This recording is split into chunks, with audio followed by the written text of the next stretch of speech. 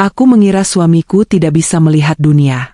Aku pasrah menjadi alat bayar hutang demi mempertahankan rumah peninggalan orang tuaku. Namun di malam pertama, suamiku menatapku tajam. Ternyata, dia menyimpan rahasia besar untuk menghancurkan ibu dan saudara tiriku. Sembari bersiap mendengarkan kisah ini, yuk, absen dulu di kolom komentar, dari kota mana saja kalian menonton? Jangan lupa dukung channel ini dengan like dan subscribe ya, supaya kami makin semangat mempersembahkan cerita yang lebih menarik lagi. Hujan turun rintik-rintik, seolah langit ikut menangisi kepergian ayahku. Gundukan tanah merah di depanku masih basah, bertabur bunga melati dan mawar yang wanginya menyengat hidung. Aku berdiri mematung, menatap nisan kayu yang baru saja ditancapkan. Rasanya separuh jiwaku ikut terkubur di sana. Ayah adalah satu-satunya pelindungku, satu-satunya alasan aku bisa bertahan hidup di rumah yang perlahan terasa asing sejak dia menikah lagi 5 tahun lalu. Di sebelahku, Ibu Rima, ibu tiriku, menangis terseduh-seduh sambil bersandar pada bahu Mbak Siska, anak kandungnya dari pernikahan sebelumnya. Kakak ipar tiriku itu juga tampak mengusap air mata dengan sapu tangan berendah. Namun, entah mengapa, aku merasa tangisan mereka terlalu dibuat-buat. Tidak ada getar kehilangan yang nyata di sana. Hanya suara isakan yang terlalu nyaring agar didengar oleh para pelayat yang perlahan mulai meninggalkan area pemakaman. Begitu kami tiba kembali di rumah, firasat burukku langsung terbukti. Topeng kesedihan yang mereka pakai di kuburan tadi langsung terlepas begitu pintu utama ditutup. Ibu Rima menghempaskan tubuhnya ke sofa ruang tamu, menyilangkan kaki, dan mendesah panjang dengan raut wajah yang sama sekali berbeda. Tidak ada lagi sisa air mata. Akhirnya selesai juga, ucap Ibu Rima sambil mengusap lehernya yang tidak berkeringat. Siska, ambilkan ibu minum. Haus sekali rasanya pura-pura sedih dari tadi pagi. Aku membelalakkan mata. Jantungku berdegup kencang mendengar ucapan itu. Baru beberapa jam yang lalu ayahku dimakamkan, dan wanita ini sudah menunjukkan wujud aslinya. Aku yang masih berdiri di ambang pintu hanya bisa mengepalkan tangan kuat-kuat. Ibu bicara apa? Ayah baru saja dikuburkan. Suaraku bergetar menahan amarah yang meletup-letup di dada. Mbak Siska yang sedang berjalan menuju dapur menghentikan langkahnya. Dia menoleh ke arahku dengan tatapan meremehkan, memindai tubuhku dari ujung rambut sampai ujung kaki. Bibirnya menyunggingkan senyum sinis yang belum pernah kulihat sebelumnya saat ayah masih hidup. Heh, anak manja, desis Mbak Siska sambil melangkah mendekatiku. Ayahmu itu sudah mati. Sudah tidak ada lagi yang bisa membelamu di rumah ini. Jadi, jangan berani-berani meninggikan suaramu pada ibuku. Tapi ini rumah ayahku. Kalian tidak berhak bersikap seperti ini. Balasku, air mata kembali menggenang di pelupuk mata. Ibu Rima tertawa sumbang. Dia bangkit dari sofa dan berjalan pelan menghampiriku. Wajahnya yang biasanya selalu tersenyum lembut di depan, ayah kini tampak dingin dan keras. Rumah ayahmu? Oh, Inara sayang, kau salah besar. Sebelum ayahmu meninggal, dia sudah membalik nama sertifikat rumah ini menjadi namaku. Sebagai istri yang sah, aku adalah pewaris utamanya, ucap Ibu Rima dengan nada penuh kemenangan. Bagai disambar petir di siang bolong, kakiku terasa lemas. Ayah tidak pernah bercerita soal ini. Ayah selalu bilang rumah ini akan menjadi milikku kelak, tempat aku mengukir masa depan. Bagaimana mungkin ayah menyerahkan semuanya pada wanita ular ini? Belum sempat aku mencerna kenyataan pahit itu, Ibu Rima langsung memanggil semua asisten rumah tangga kami. Bei Inah, Pak Ujang, dan 2 pelayan lainnya bergegas datang ke ruang tamu dengan wajah cemas. Mulai hari ini, kalian semua saya pecat, kata Ibu Rima tanpa basa-basi. Saya tidak mau lagi membuang-buang uang untuk menggaji orang-orang tidak berguna seperti kalian. Ambil sisa gaji kalian di laci meja kerjaku dan angkat kaki dari rumah ini sekarang juga. Bei Inah, yang sudah merawatku sejak aku masih kecil, langsung menangis dan bersimpuh di kaki Ibu Rima. Nyonya, tolong Nyonya. Saya butuh pekerjaan ini untuk sekolah anak saya. Tolong jangan pecat saya, Nyonya. Itu bukan urusanku. Pergi, bentak Ibu Rima sambil menendang pelan tangan Bei Inah agar menyingkir dari kakinya. Aku tidak tahan melihatnya. Aku berlutut dan memeluk Bei Inah, ikut menangis bersamanya. Ibu, tolong jangan pecat Bei Inah. Dia sudah seperti keluargaku sendiri. Kalau ibu mau menghemat, potong saja uang jajanku, tapi biarkan Bei Inah tetap di sini. Mbak Siska tiba-tiba menarik rambutku dari belakang, memaksaku untuk berdiri dan melepaskan pelukanku pada Bei Inah. Aku meringis kesakitan. Dengar ya, Inara. Mulai sekarang, tidak ada lagi uang jajan untukmu. Dan soal pekerjaan rumah tangga. Mbak Siska tersenyum licik sambil menatap ibunya. Kita sudah punya pembantu baru yang gratis, kan, Bu? Ibu Rima mengangguk setuju. Benar sekali. Inara, mulai besok, kau yang akan mengerjakan semua tugas di rumah ini. Menyapu, mengepel, mencuci baju, memasak, semuanya.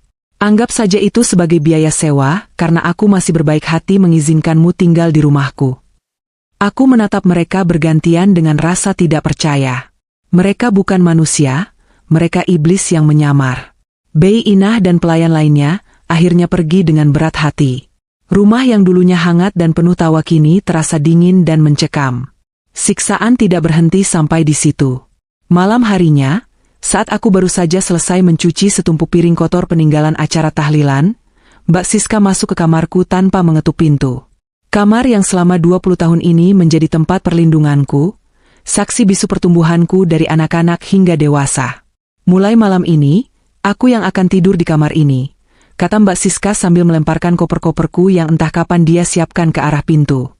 Kamar ini terlalu bagus untuk seorang babu sepertimu. Kamarku yang lama terlalu sempit untuk menyimpan koleksi tas dan sepatuku yang baru. Mbak, ini kamarku. Ini kamar yang didekorasi khusus oleh almarhumah ibu kandungku. Tolong jangan ambil kamar ini, Mbak. Aku memohon, memegang lengan Mbak Siska. Mbak Siska menepis tanganku dengan kasar, hingga aku terhuyung ke belakang. Aku tidak peduli. Pindah ke gudang belakang dekat dapur. Ruangan itu cukup pantas untukmu. Aku menangis sejadi-jadinya, tapi mereka berdua sama sekali tidak peduli. Ibu Rima bahkan mengawasiku memindahkan barang-barangku ke gudang sempit dan berdebu itu. Gudang itu dulunya tempat menyimpan barang bekas yang sudah tidak terpakai. Tidak ada jendela, hanya ventilasi kecil di atas pintu. Udaranya pengap dan bau apa langsung menyerang hidungku. Tidak ada kasur yang empuk, hanya tikar tipis yang kugelar di atas lantai semen yang dingin. Malam itu, di dalam gudang yang gelap, aku memeluk bingkai foto ayahku. Aku menangis dalam diam agar mereka tidak mendengar. Ayah, kenapa ayah pergi secepat ini? Kenapa ayah meninggalkanku bersama mereka? Aku tidak kuat, ayah. Bisikku di sela isak tangis yang menyesakkan dada. Namun, di tengah keputusasaan itu, aku berjanji pada diriku sendiri. Aku tidak akan pergi dari rumah ini. Rumah ini adalah satu-satunya kenangan murni yang kumiliki tentang almarhumah ibu kandungku dan ayahku. Setiap sudutnya menyimpan cerita. Aku rela menjadi babu, aku rela direndahkan, asalkan aku bisa tetap bernapas di bawah atap yang sama tempat aku dibesarkan dengan penuh cinta. Keesokan paginya, rutinitas nerakaku dimulai. Aku harus bangun jam 4 pagi untuk membersihkan seluruh rumah yang sangat besar ini. Lantai marmer harus mengkilap tanpa noda debu sedikit pun. Setelah itu, aku harus menyiapkan sarapan untuk Ibu Rima dan Mbak Siska. Inara, makanan apa ini? Bentak Ibu Rima pagi itu. Piring berisi nasi goreng telur itu dilemparnya begitu saja ke lantai hingga pecah berkeping-keping. Pecahan beling dan butiran nasi berserakan di mana-mana. Maaf, Bu. Apa rasanya kurang pas? Tanyaku menunduk, tidak berani menatap wajahnya yang memerah menahan marah. Ini terlalu asin. Bodoh, kau mau membuatku darah tinggi? Dasar anak tidak berguna. Cepat bersihkan ini semua dan buatkan aku roti panggang selai stroberi. Pastikan rotinya tidak gosong seperti otakmu. Aku berlutut mengumpulkan pecahan piring itu dengan tangan telanjang. Tanganku gemetar, dan salah satu serpihan kaca menggores jariku hingga berdarah. Darah menetes ke lantai, bercampur dengan nasi goreng yang kubuat dengan susah payah. Bukannya kasihan, Mbak Siska yang baru turun dari tangga malah mencibir. Hati-hati, darah kotormu bisa menodai lantai marmer mahal ini. Cepat pel yang bersih sebelum aku dan ibu berangkat arisan. Perintah Mbak Siska seenaknya sambil memoles lipstik merah menyala di bibirnya. Sejak hari itu, begitulah hidupku. Mencuci baju-baju mahal mereka dengan tangan, karena mereka melarangku memakai mesin cuci dengan alasan takut baju mereka melar. Memasak makanan mewah untuk mereka, sementara aku hanya memakan sisa makanan atau nasi dingin berlauk garam di dapur. Mereka berdua berfoya-foya setiap hari. Membeli perhiasan, tas bermerek, perawatan ke salon mahal, dan nongkrong di kafe-kafe mewah bersama teman-teman sosialita mereka. Uang warisan ayahku dihambur-hamburkan seolah uang itu jatuh dari langit. Tabungan perusahaan ayah, aset-aset berharga, bahkan mobil kesayangan ayah dijual oleh Ibu Rima dengan alasan untuk mengembangkan bisnis, yang belakangan aku tahu hanya kedok belaka. Mereka tidak pernah berbisnis. Mereka hanya menghabiskan uang untuk memuaskan gaya hidup hedonis yang selama ini tertahan karena ayah selalu mengatur keuangan keluarga dengan ketat. Di tengah kelelahan fisik yang menyiksa dan tekanan batin yang tiada henti, aku bertahan. Setiap malam, tubuhku remuk redam, tanganku kasar dan mengelupas karena sabun cuci murahan, tapi hatiku selalu berucap, ini demi ayah. Aku akan menjaga rumah ini. Aku tidak tahu sampai kapan aku harus menjalani neraka ini, tapi aku tidak punya pilihan selain menelan semua kepahitan ini dalam diam, menunggu keajaiban yang entah kapan datangnya. 1 tahun berlalu dengan sangat lambat, bagai berjalan di atas pecahan kaca. Kehidupan hedonis Ibu Rima dan Mbak Siska tidak menunjukkan tanda-tanda berhenti, padahal aku tahu persis harta peninggalan ayah tidak ada batasnya. Perusahaan ayah sudah lama bangkrut tak lama setelah beliau meninggal, karena tidak ada yang mengurusnya dengan benar. Namun, Ibu Tiri dan kakak iparku bersikap seolah mereka punya pohon uang di halaman belakang. Hingga suatu sore yang mengubah segalanya. Langit tampak mendung, seakan memberi pertanda buruk. Aku sedang mengepel teras depan ketika sebuah mobil SUV hitam berhenti kasar di depan pagar rumah. 5 pria berbadan besar, berwajah sangar, dan memakai jaket kulit hitam turun dari mobil. Tanpa permisi, pria yang paling depan menendang pagar besi rumah kami hingga terbuka lebar. Aku mematung, cengkeramanku pada gagang kain pel mengerat. Jantungku berdebar kencang melihat mereka melangkah tegap ke arahku. Mana Nyonya Rima? Bentak pria berkepala pelontos dengan bekas luka memanjang di pipinya. Suaranya menggelegar, membuat burung-burung yang bertengger di pohon mangga beterbangan panik. Ibu sedang tidak ada di rumah, Pak. Ada perlu apa ya? Tanyaku terbata-bata, mencoba menutupi rasa takut yang menjalar ke seluruh tubuh. Pria itu meludah ke lantai teras yang baru saja selesai kupel. Jangan bohong kamu. Bos kami bilang mobilnya ada di garasi. Suruh dia keluar sekarang atau kami hancurkan rumah ini. Mendengar keributan di depan, pintu utama terbuka. Ibu Rima dan Mbak Siska keluar dengan wajah pucat pasi. Kesombongan yang biasanya melekat di wajah mereka sirna seketika, digantikan oleh ketakutan yang amat sangat. Ibu Rima bahkan terlihat gemetar hingga harus berpegangan pada kusen pintu. Bang Johan, ada apa ini kau bawa anak buah segala? Sapa Ibu Rima dengan senyum kaku yang dipaksakan. Suaranya bergetar hebat. Pria bernama Johan itu tertawa sinis. Dia melangkah maju, membuat Ibu Rima dan Mbak Siska mundur selangkah. Jangan pura-pura bodoh, Nyonya. Jatuh temponya sudah lewat 2 minggu. Mana uang pembayaran hutangnya? Bos sudah habis kesabaran. Hutang? Aku menatap Ibu Rima dengan kening berkerut. Sejak kapan kami punya hutang? Dan kepada rentenir pula? Bang, tolong kasih waktu seminggu lagi. Saya lagi usahakan jual tanah di desa, tapi belum laku. Tolong sampaikan ke bos, pasti saya bayar. Ibu Rima memohon, tangannya menangkup di depan dada. Seminggu katamu? Bunga hutangmu itu sudah membengkak jadi 3 miliar rupiah. Gaya hidup sok kaya, barang branded dari ujung kepala sampai kaki, ikut investasi bodong puluhan juta, giliran bayar hutang mengemis minta waktu. Johan membentak keras. Dia memberi isyarat pada anak buahnya. Dalam sekejap, 2 pria berbadan besar itu masuk ke dalam rumah. Terdengar suara barang pecah, bantingan kursi, dan jeritan Mbak Siska. Aku bergegas masuk dan melihat mereka memecahkan vas bunga antik kesayangan ayah, dan menendang meja kaca di ruang tamu hingga retak. Hentikan! Tolong jangan hancurkan rumah ini. Aku berteriak, mencoba menahan lengan salah satu pria itu, tapi dia menepisnya dengan mudah hingga aku terjatuh ke lantai. Johan menyusul masuk, menatap tajam pada Ibu Rima yang sudah menangis ketakutan di sudut ruangan. Dengar baik-baik, Nyonya Rima. Bos kasih waktu 3 hari. Kalau dalam 3 hari uang 3 miliar itu tidak ada, rumah ini dan seluruh isinya kami sita. Paham? Setelah memberikan ancaman terakhirnya, komplotan rentenir itu pergi, meninggalkan rumah kami dalam keadaan berantakan dan suasana mencekam. Ibu Rima langsung merosot ke lantai, menangis meraung-raung. Siska ikut duduk di sebelahnya, memeluk ibunya sambil terisak. Aku berdiri perlahan, menatap mereka berdua dengan pandangan jijik dan marah. Apa yang ibu lakukan? Teriakku, tidak bisa lagi menahan emosi. 3 miliar? Ibu berhutang 3 miliar ke rentenir untuk apa? Untuk beli tas-tas sialan itu? Untuk pamer di depan teman-teman arisan ibu? Dan sekarang rumah peninggalan ayah mau disita? Ibu Rima menatapku nyalang. Bukannya merasa bersalah, dia malah menunjuk wajahku.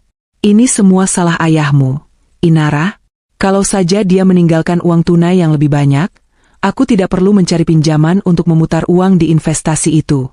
Ayahmu yang bodoh karena tidak memberiku warisan yang cukup. Jangan berani-berani menyalahkan ayah. Bentakku, air mataku akhirnya tumpah. Ibu yang serakah. Ibu yang tidak pernah puas.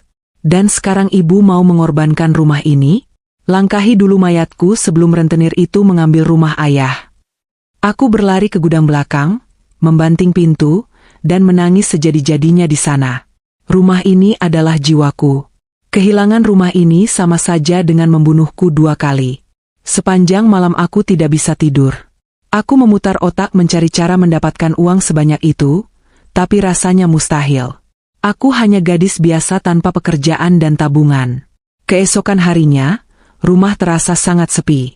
Ibu Rima dan Siska tidak banyak bicara. Mereka terlihat mondar-mandir sambil menelepon banyak orang, mungkin teman-teman sosialitanya, namun dari raut wajah mereka, sepertinya tidak ada satupun yang mau membantu meminjamkan uang. Hari kedua, menjelang sore, Ibu Rima pulang ke rumah dengan pakaian rapi. Wajahnya yang tegang kini terlihat lebih santai, bahkan ada seulas senyum licik di bibirnya. Dia menyuruhku duduk di ruang tengah, sesuatu yang belum pernah dia lakukan selama setahun terakhir. Siska ikut duduk di sebelahnya, menatapku dengan tatapan aneh. Aku sudah menemukan cara untuk melunasi hutang itu, kata Ibu Rima tenang, sambil menyilangkan kaki. Ibu dapat pinjaman dari mana? Tanyaku penuh curiga. Aku tahu tidak ada teman yang tulus di lingkungan pergaulan palsunya. Aku tidak meminjam. Aku membuat kesepakatan. Ibu Rima menatap mataku lekat-lekat. Keluarga Mahardika, keluarga terkaya di kota ini, sedang mencari istri untuk putra sulung mereka. Aku sudah menemui nyonya besar keluarga itu, dan dia setuju untuk melunasi semua hutang-hutangku, asalkan aku menyerahkan anak gadisku untuk dinikahkan dengan putranya. Hatiku mencelos. Firasat buruk langsung merayapi tengkuku. Anak gadis? Mbak Siska akan menikah? Siska langsung melotot. Enak saja. Aku masih muda, cantik, masa depanku masih panjang. Lagi pula, aku tidak mau menikah dengan pria cacat seperti dia. Cacat? Aku mengulang kata itu dengan suara bergetar. Ibu Rima tersenyum dingin. Namanya Arya Mahardika. Dia duda kaya raya. Istrinya meninggal dalam kecelakaan tragis 5 tahun lalu. Kecelakaan yang sama juga membuat Arya buta permanen. Sejak saat itu, temperamennya jadi sangat buruk. Dia sering mengamuk, kasar, dan tidak ada pelayan yang betah bekerja untuknya. Keluarganya putus asa mencari wanita yang mau mengurusnya. Dan ibu mau aku yang menikah dengannya? Suaraku nyaris tak terdengar. Aku merasa langit baru saja runtuh menimpa kepalaku. Tentu saja kau, Inara, bentak Ibu Rima. Kau tidak punya apa-apa, kau tidak punya masa depan. Ini adalah kesempatan bagus untukmu. Kau akan tinggal di mansion mewah, jadi istri orang kaya. Dan sebagai gantinya, hutang 3 miliar itu lunas, dan rumah ayahmu ini selamat dari sitaan rentenir. Tidak, aku tidak mau. Aku tidak mau dijual seperti barang untuk melunasi hutang-hutang hasil keserakahan kalian. Aku berdiri, berteriak menolak mentah-mentah ide gila itu. Berani kau menolak? Ibu Rima ikut berdiri, menampar pipiku dengan sangat keras hingga sudut bibirku berdarah. Kalau kau menolak, besok rentenir itu akan datang. Mereka akan menyita rumah ini, menjual semua barang-barang peninggalan ayahmu. Dan kau akan diusir ke jalanan seperti anjing kurap. Jual saja rumah ini kalau begitu. Setidaknya aku tidak perlu menjadi tumbal. Balasku sambil menangis memegangi pipiku yang panas. Siska maju dan menjambak rambutku. Jangan egois kamu. Kalau rumah ini disita, aku dan ibu mau tinggal di mana? Dengar ya anak sialan, kau itu berhutang budi pada ibuku yang sudah mau mengurusmu setelah ayahmu mati. Sekarang saatnya kau balas budi. Aku meronta, melepaskan cengkeraman Siska, lalu berlari kembali ke gudang belakang. Aku mengunci pintu dari dalam, mengabaikan teriakan dan gedoran Ibu Rima dari luar. Pikirkan baik-baik, Inara. Besok keluarga Mahardika akan datang menjemputmu untuk mencoba gaun pengantin. Kalau kau berani kabur, aku akan membakar semua barang peninggalan ayahmu di halaman depan, termasuk album foto ibumu, ancam Ibu Rima sebelum langkah kakinya menjauh. Di dalam gudang yang gelap, aku memeluk lututku, menangis hingga suaraku habis. Mengapa nasibku harus setragis ini? Aku mengambil jaket kulit lusuh milik ayah yang diam-diam ku simpan. Aroma tubuh ayah masih sedikit tercium di sana. Aku memeluknya erat, mencari kekuatan yang tersisa. Jika aku menolak, rumah ini benar-benar akan hilang. Rumah yang dibangun ayah dengan keringat dan darahnya. Tempat di mana kenangan tentang ibuku masih hidup. Tapi jika aku menerima tawaran itu, aku harus mengorbankan masa depanku, kebebasanku, dan mungkin nyawaku. Menikah dengan pria buta bertemperamen buruk yang sama sekali tidak kukenal. Malam itu, dalam sunyi yang mencekam, sambil menatap bayangan suram di dinding gudang, aku membuat keputusan paling menyakitkan dalam hidupku. Aku menghapus air mataku dengan kasar. Aku akan melakukannya. Aku akan menikah dengan duda buta itu. Aku akan membiarkan diriku menjadi tumbal, asalkan rumah ayahku tetap berdiri dan hutang keluarga ini lunas. Aku pasrah pada takdir kelam yang sudah menunggu di depan mata. Hari yang paling kutakutkan akhirnya tiba. Matahari bahkan belum sepenuhnya terbit, tetapi pintu gudang tempatku tidur sudah digedor dengan sangat kasar. Aku terbangun dengan napas tersengal, tubuhku masih terasa remuk akibat kelelahan membersihkan seluruh rumah kemarin. Udara pagi yang dingin menyusup lewat celah ventilasi, membuatku menggigil. Aku merapikan tikar tipis yang menjadi alas tidurku, lalu bergegas membuka pintu. Di hadapanku berdiri Ibu Rima dengan wajah angkuh, mengenakan gaun sutra mahal berwarna merah marun yang baru saja dibelinya. Aroma parfum mewahnya langsung mengalahkan bau apa gudang ini. Di belakangnya, Mbak Siska bersedekap dada, menatapku dengan tatapan jijik. Cepat mandi dan bersiap-siap. Periasnya sudah datang, perintah Ibu Rima dengan nada dingin. Jangan membuatku menunggu. Hari ini keluarga Mahardika akan datang menjemputmu. Pastikan kau tidak mempermalukanku di depan mereka. Aku hanya bisa menunduk, menelan ludah yang terasa sepahit empedu. Baik, Ibu. Aku berjalan gontai menuju kamar mandi belakang yang biasa dipakai oleh asisten rumah tangga. Airnya sedingin es, namun rasa dingin itu tidak sebanding dengan kebekuan di hatiku. Sambil mengguyur tubuhku, air mataku luruh tak tertahankan. Hari ini aku akan dijual. Hari ini masa mudaku, kebebasanku, dan masa depanku resmi direnggut paksa demi melunasi hutang-hutang wanita yang telah menghancurkan hidupku. Aku menatap pantulan wajahku di cermin kecil yang retak. Wajahku pucat, kantung mataku menghitam karena kurang tidur, dan tubuhku jauh lebih kurus dibandingkan saat ayah masih hidup. Setelah selesai, aku diarahkan ke ruang tamu. Di sana sudah menunggu seorang perias wanita paruh baya. Tidak ada senyum ramah atau sapaan hangat. Perias itu langsung menyuruhku duduk dan mulai memoleskan riasan ke wajahku. Riasannya sangat tebal dan terkesan norak, seolah dia sengaja menutupi wajah asliku dengan lapisan bedak yang murah. Sementara aku dirias, Ibu Rima dan Mbak Siska duduk di sofa tak jauh dariku.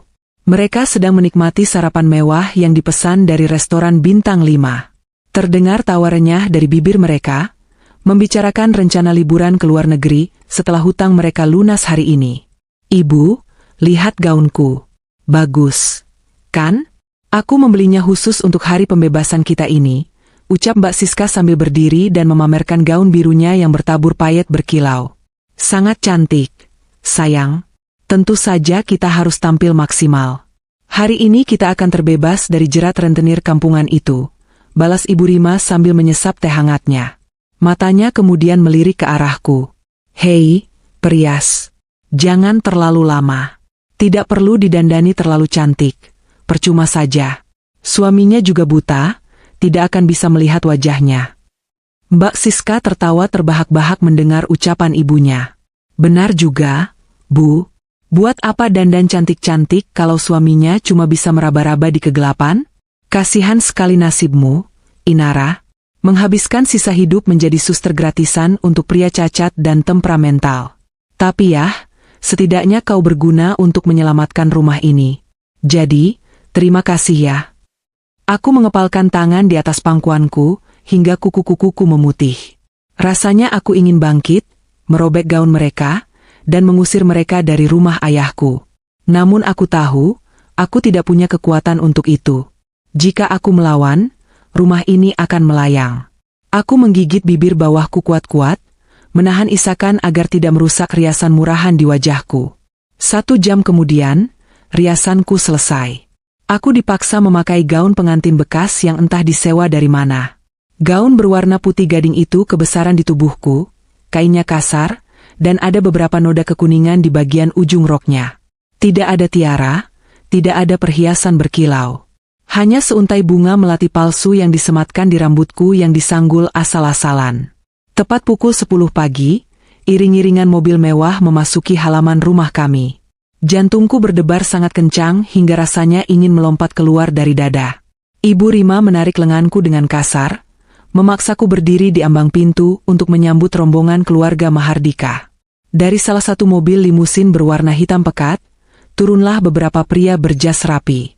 Mereka membuka pintu penumpang, dan keluarlah sosok pria tinggi tegap dengan setelan jas hitam yang membalut tubuh kekarnya. Pria itu memakai kacamata hitam pekat yang menutupi separuh wajahnya. Tangannya menggenggam sebuah tongkat kayu berukir naga, yang ia gunakan untuk meraba jalan di depannya. Itulah Arya Mahardika, suamiku. Aura dingin dan mengintimidasi langsung menguar dari sosoknya. Wajahnya sangat tampan, rahangnya tegas, namun raut mukanya begitu kaku dan keras, seolah tidak pernah tersentuh oleh senyuman. Ia melangkah perlahan dengan dipandu oleh seorang asisten pria di sebelahnya.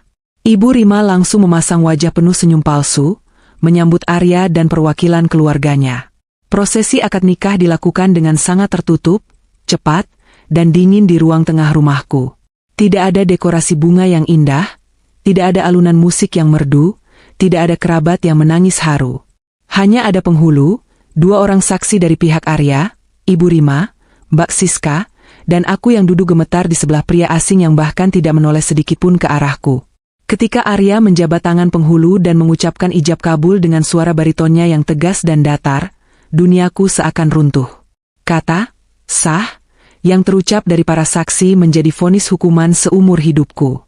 Air mata yang sejak tadi kutahan akhirnya menetes membasahi pipiku. Aku resmi menjadi istri dari seorang pria buta yang tidak kukenal, menyerahkan hidupku demi menebus dosa-dosa ibu tiriku. Setelah prosesi penandatanganan buku nikah selesai, salah satu asisten Arya menyerahkan sebuah koper perak kepada Ibu Rima. Mata Ibu Rima dan Mbak Siska langsung berbinar serakah saat koper itu dibuka, memperlihatkan tumpukan uang tunai dan bukti pelunasan hutang yang nilainya miliaran rupiah. Terima kasih, Tuan Arya. Terima kasih banyak. Bawa saja Inara, dia sekarang milik Anda sepenuhnya.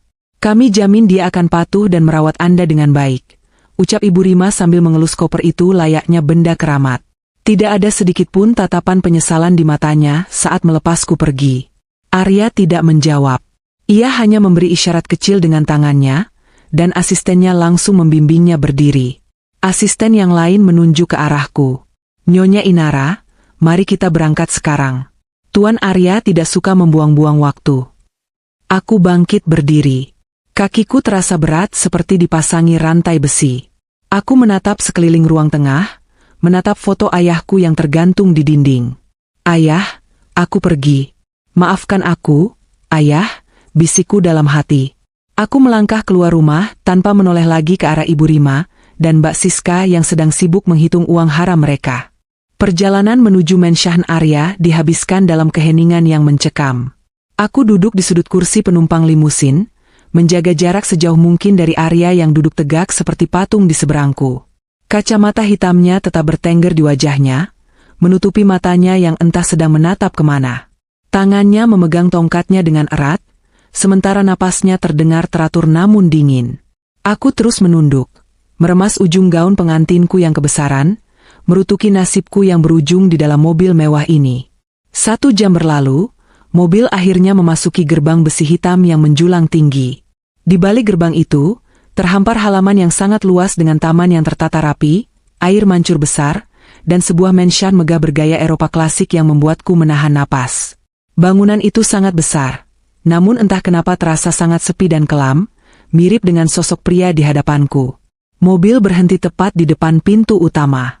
Para pelayan berbaris rapi menyambut kedatangan kami, menunduk hormat dengan wajah tegang. Asisten Arya membukakan pintu dan membantunya keluar. Aku menyusul di belakangnya dengan langkah ragu. Bawa dia ke kamarku, perintah Arya singkat pada asistennya. Suaranya bergema di lorong mansion yang sepi. Itu adalah kalimat pertama yang kudengar keluar dari mulutnya sejak akad nikah tadi. Seorang kepala pelayan wanita bernama Bei Surti menghampiriku dan mengangguk sopan. "Mari, Nyonya. Saya antar ke kamar." Aku mengikuti langkah Bei Surti menaiki tangga melingkar yang dilapisi karpet merah tebal. Setiap langkah kakiku terasa semakin berat. Menuju kamarnya berarti aku harus siap menghadapi malam pertamaku. Berbagai pikiran mengerikan mulai berkecamuk di kepalaku. Bagaimana jika rumor tentang temperamen buruknya itu benar? Bagaimana jika dia menyiksaku karena frustrasi dengan kebutaannya? Aku teringat cerita Ibu Rima bahwa banyak pelayan yang lari karena tidak tahan dengan sikap kasarnya. Bei Surti membuka sebuah pintu kayu jati ganda berukiran mewah di ujung lorong lantai 2.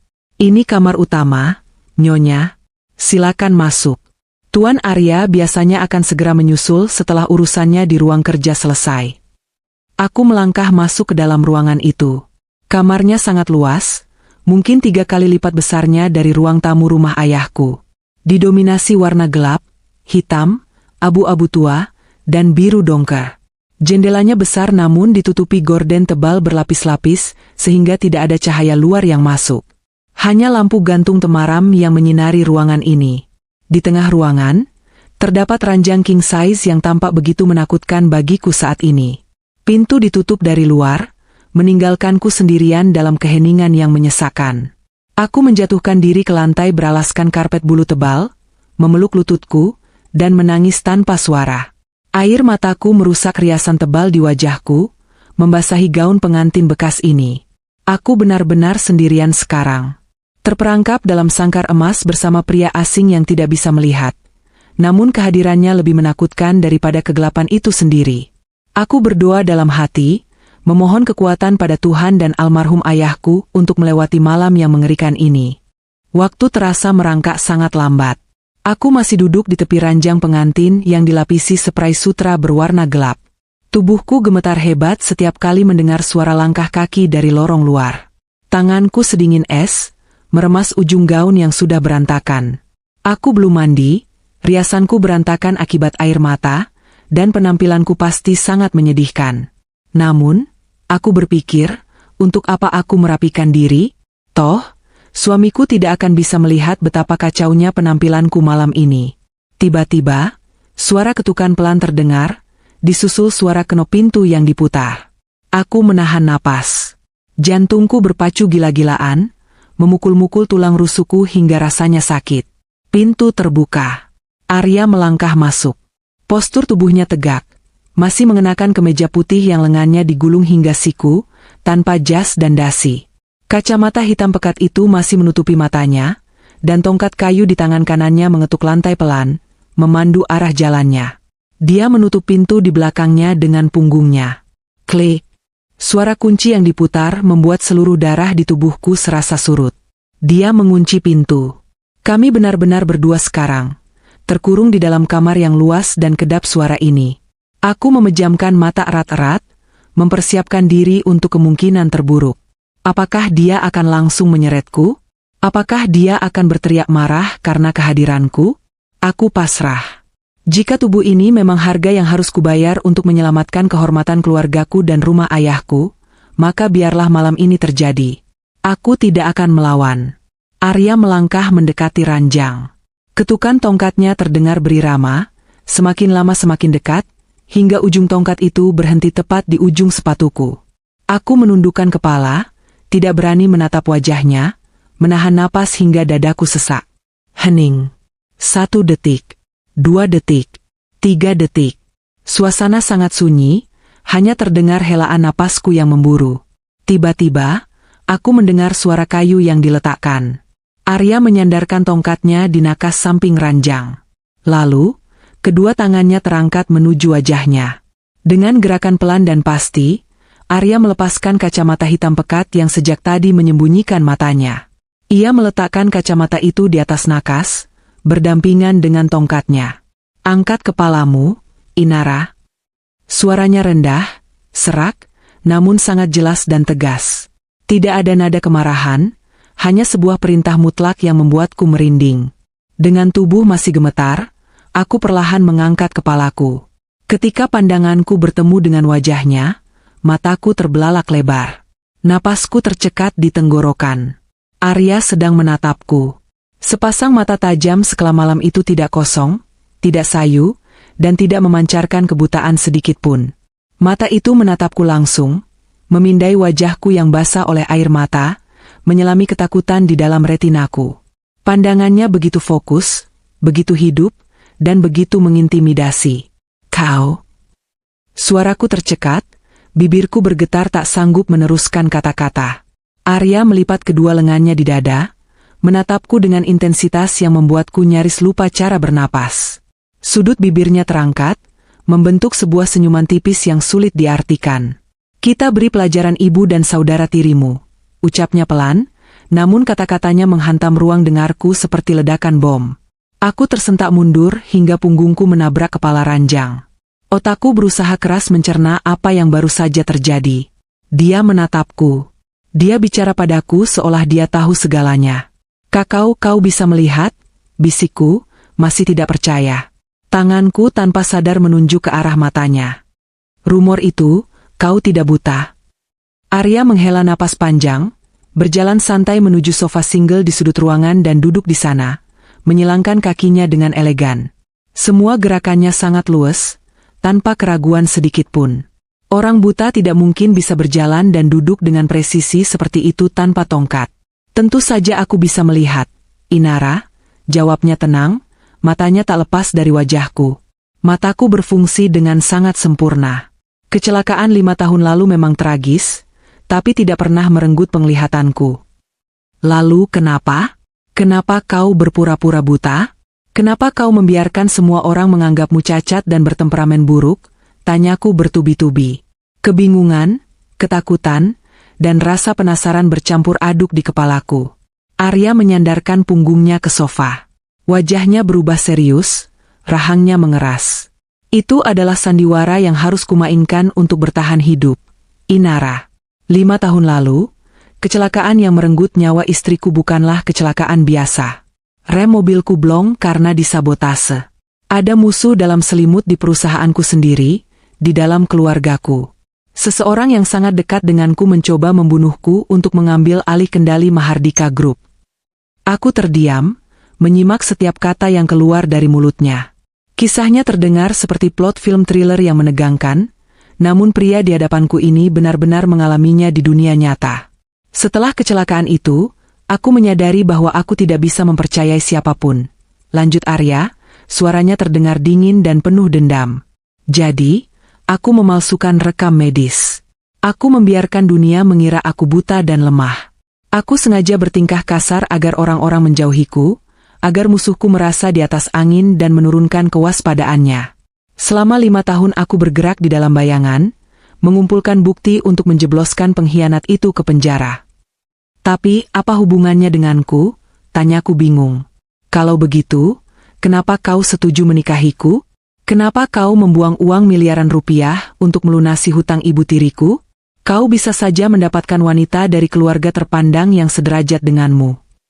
Mendengar pertanyaanku, tatapan tajam Arya perlahan melembut.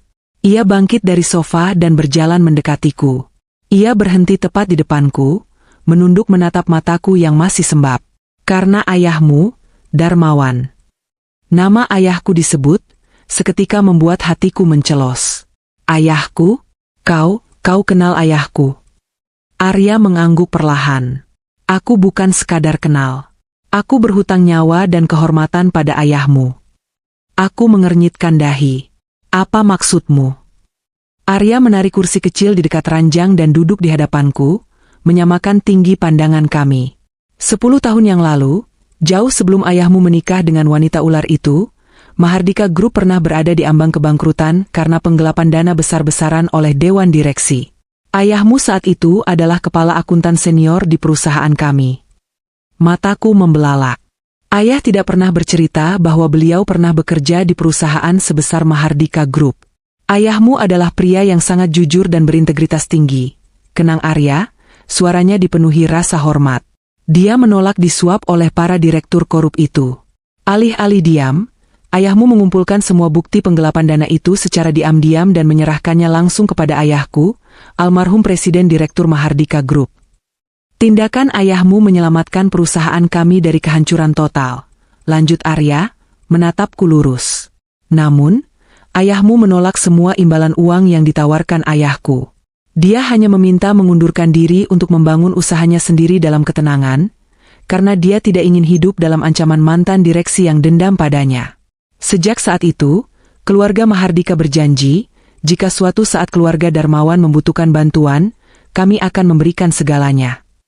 Air mataku kembali mengalir, namun kali ini bukan karena kesedihan, melainkan karena rasa bangga yang luar biasa pada ayahku. Ternyata, ayahku adalah pahlawan bagi orang lain. Nilai-nilai kejujuran yang selalu beliau ajarkan padaku bukanlah omong kosong belaka. Lalu, bagaimana kau tahu tentang keadaanku sekarang? Isaku pelan, mengusap air mata dengan punggung tanganku. Arya mengulurkan tangannya, menyodorkan sapu tangan sutra putih dari saku kemejanya. Aku menerimanya dengan ragu dan bergumam terima kasih. Aku selalu menempatkan orang-orangku untuk mengawasi dan menjaga keluarga ayahmu dari kejauhan. Jelas Arya. Aku tahu saat ayahmu meninggal dunia akibat serangan jantung setahun yang lalu.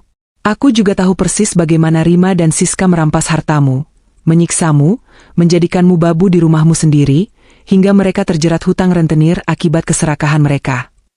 Arya mencondongkan tubuhnya ke depan, menatapku dengan sorot mata yang membara.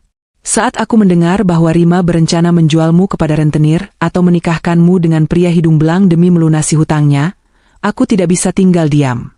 Aku tidak akan membiarkan putri dari pria yang telah menyelamatkan keluargaku hancur di tangan wanita-wanita rakus itu.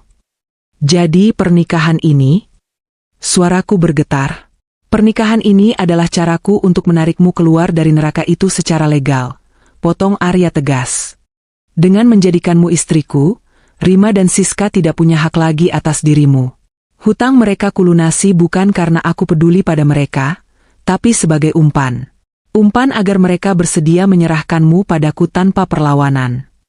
Aku tertegun. Beban berat yang bertengger di pundakku sejak pagi tadi tiba-tiba menguap. Pria di hadapanku ini bukanlah monster bertemperamen buruk yang akan menyiksaku. Dia adalah pelindungku. Dia adalah utusan yang dikirim oleh kebaikan masa lalu ayahku. Arya berdiri kembali, menatapku dengan raut wajah yang kembali serius. Tapi hutang budi tidak berhenti sampai di sini, Inara. Aku tidak akan membiarkan Rima dan Siska menikmati uangku begitu saja, apalagi membiarkan mereka hidup nyaman setelah menyiksamu selama setahun dan merebut rumah peninggalan ayahmu. Mendengar kata, rumah ayahku, aku langsung mendongak. Apa yang akan kau lakukan? Bibir Arya kembali menyunggingkan senyum tipis. Namun kali ini senyum itu terlihat sangat berbahaya dan penuh perhitungan. Mereka sangat serakah, Inara. Dan keserakahan adalah kelemahan terbesar manusia. Aku sudah menyiapkan panggung kehancuran untuk mereka. Tapi untuk melaksanakan rencana ini, aku butuh bantuanmu. Aku berdiri dari tepi ranjang, menatap pria bertubuh jangkung itu tanpa rasa takut lagi. Nyala api keberanian yang selama setahun ini dipadamkan oleh ibu tiriku, kini kembali berkobar di dalam dadaku. Bantuan apa yang kau butuhkan dariku? Tanyaku mantap. Kita harus bekerja sama, kata Arya, suaranya merendah. Di luar kamar ini, aku tetaplah Arya Mahardika si duda buta yang temperamental, kasar, dan kejam. Dan kau harus berakting sebagai istri yang tersiksa, menderita, dan hidup dalam tekanan batin. Berakting?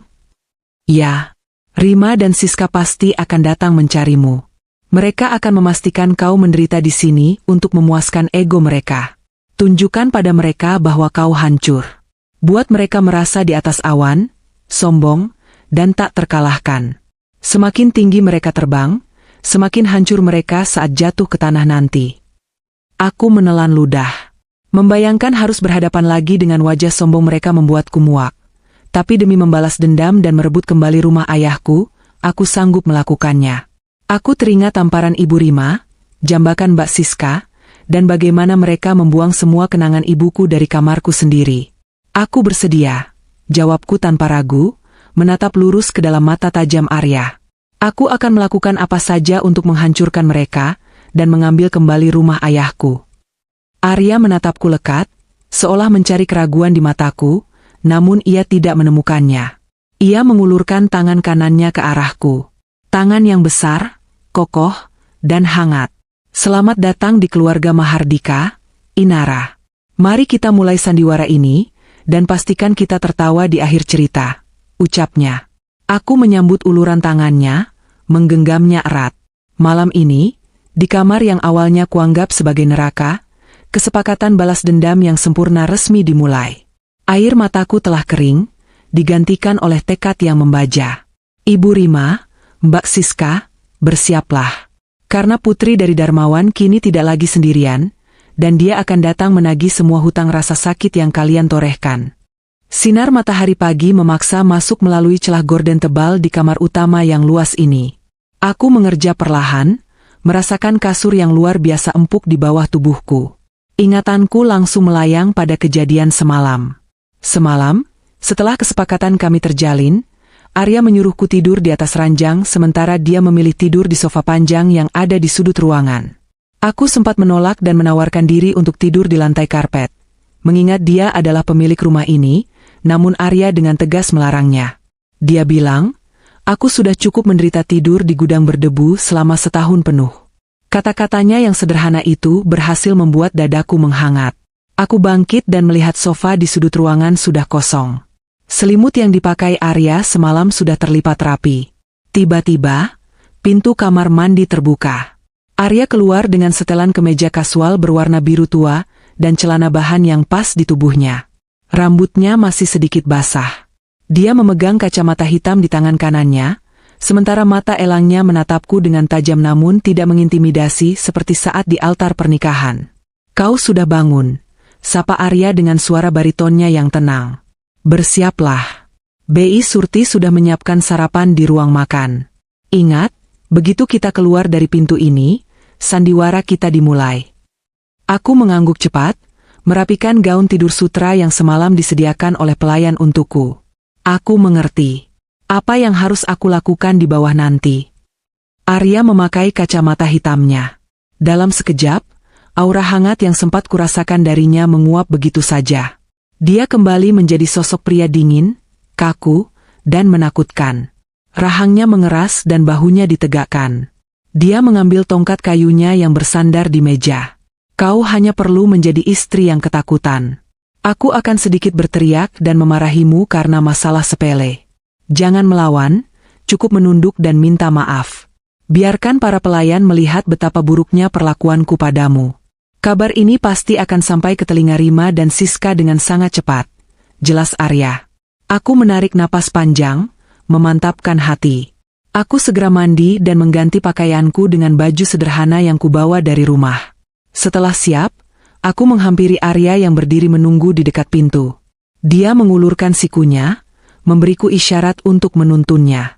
Aku menyentuh lengan kekarnya dengan hati-hati, lalu kami berjalan keluar kamar.